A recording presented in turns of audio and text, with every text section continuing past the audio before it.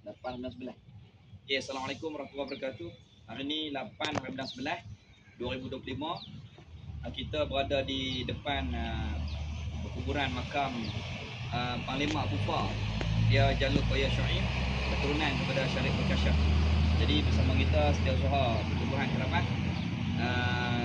ni Abang Khairul, bini Pak Longli, ni Datuk Jaafar sebagai penasihat, Pendahari Haji Ayub dan seluruh keluarga. Ni Abang Arus daripada AJK Pertubuhan Kerabat, dan ni waris Panglima Bufa,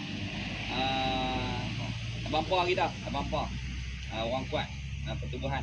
Alhamdulillah hari ni berlakulah sejarah kepada anak cucu. Mudah-mudahan anak cucu kenal. Ni yang batu nisan warna putih ni, mai masuk dalam kawasan perkuburan tu, orang kata apa, pintu pagar kubur Tolang. Ni makam Panglima Bufa. Di sini ada